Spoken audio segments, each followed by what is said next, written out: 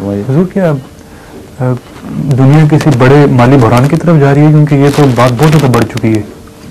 سودی نظام کا سفر ہمیشہ مالی بحران کی طرف ہوتا ہے، یہ قطعی بات ہے.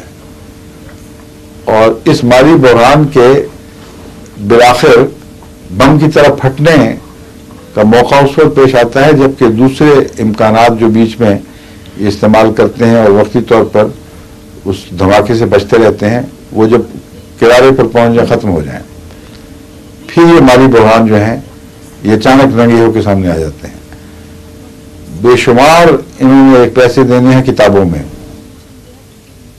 سعودی عرب کا بھی کوئی پہاڑوں رقم ہوگی جو ان کے ذمہ ہے، وہ آگے اس کو استعمال کر کے کہیں اور چلا بیٹھے ہیں، کہیں جنوبی امریکہ کو قرض پہ دے بیٹھے ہیں.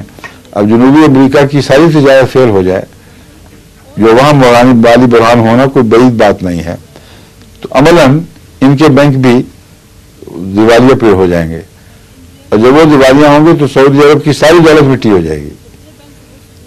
تو اس طرح بحران کا سلسلہ زنجیر در زنجیر آگے بڑھتا ہے، اور اس واقعہ سے پھر اور کیا قیامت برپا ہوگی.